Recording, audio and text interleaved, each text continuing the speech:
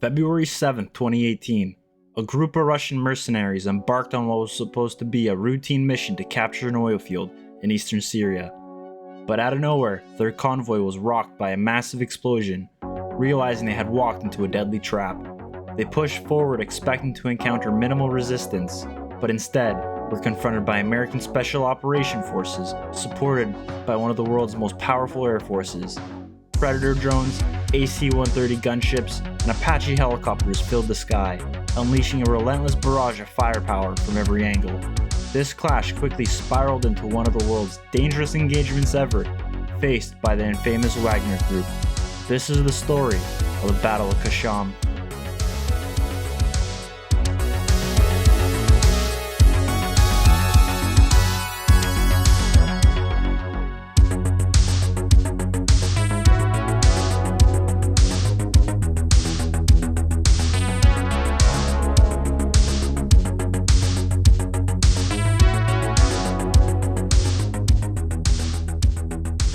In the chaotic, war-torn landscape of Syria, the Euphrates River served as a crucial demarcation line, a ceasefire boundary agreed upon by the major powers involved in the conflict.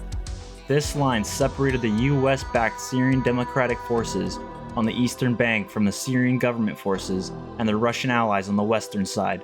The ceasefire line was intended to prevent direct clashes between these heavily armed and highly trained factions, reducing the risk of escalating into a broader conflict involving the superpowers.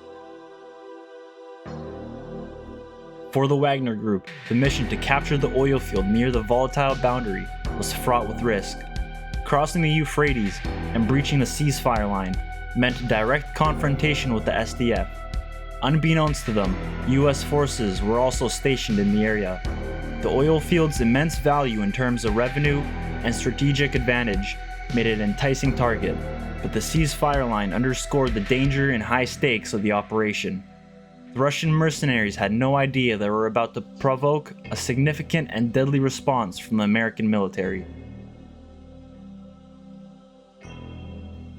Late in the evening of February 7, 2018, 500 Russian and Syrian soldiers launched an attack on a SDF military base located 5 miles east of the Euphrates River. This base controlled one of the country's main oil fields and was officially on the Syrian Democratic side of the ceasefire line. Despite this, Russian troops proceeded with the assault. The mercenaries, supported by Russian battle tanks, mortars, artillery, and rockets, began shelling the SDF base without warning. Although Russian aircraft were on standby for support, they would remain grounded.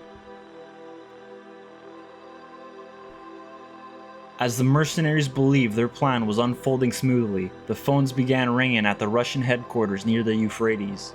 A representative of the US military was on the line, demanding to know why Russian forces were attempting to seize the military base at the Konko oil fields.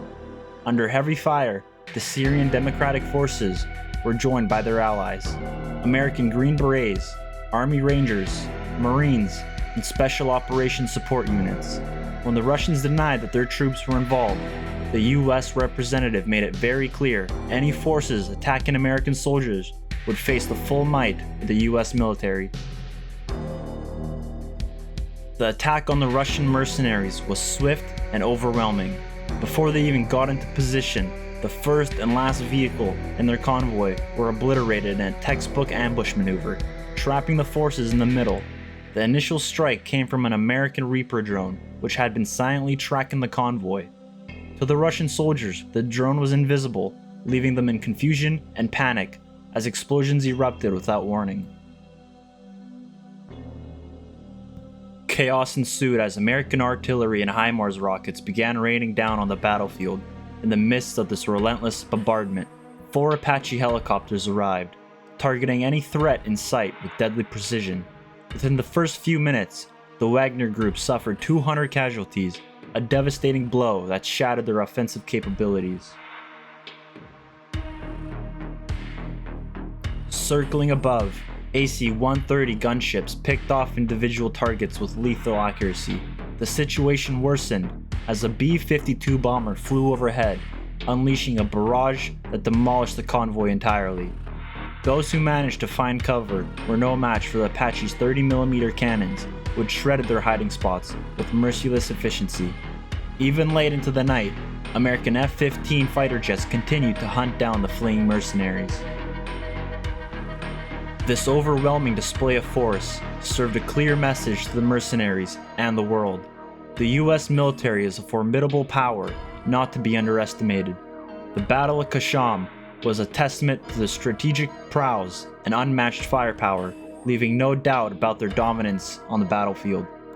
In the aftermath of the Battle of Qashm, the scale of the devastation became starkly clear. The Russian mercenaries, primarily from the Wagner Group, suffered catastrophic losses, with estimations suggesting up to 200 casualties within the first few minutes of the engagement. By the end of the conflict, the total number of Russians and allied Syrian forces killed or wounded was estimated to be around 300 to 400. In contrast, the US forces and their allies reported minimal casualties, a testament to their overwhelming firepower and tactical superiority. The mission's outcome sparked outrage from both Russian and Syrian sides. The sheer scale of defeat and the humiliating loss of life led to significant political fallouts. Russian officials, caught off guard by the severity of the American response, demanded explanation and assurance. The US repeatedly communicated to the Russian officials that the attack was a defensive measure taken in response to an unprovoked assault on their position. They emphasized that they had acted within the rules of engagement and had attempted to warn the advancing forces to halt. Despite these assurances, the incident went down in history as a significant and controversial clash, known as the Battle of Qashm. It underscored the volatile nature of the Syrian conflict and the high stakes involved for all parties. The engagement was a stark reminder of all dangers of miscalculation and the potential for rapid escalation in war zones. Some members of the Wagner Group were posthumously awarded medals by the Russian government, honoring their bravery despite the disastrous outcome. However, the engagement was a severe embarrassment for the Wagner Group and their comrades, highlighting the limitations and risk of deploying mercenary forces in such volatile environments. The Battle of Qashm stands as a grim chapter in the Syrian conflict, a stark illustration of the dangers that can occur in modern warfare. It is remembered for the brutal efficiency of the US response and the devastating consequences for those caught in the crossfire.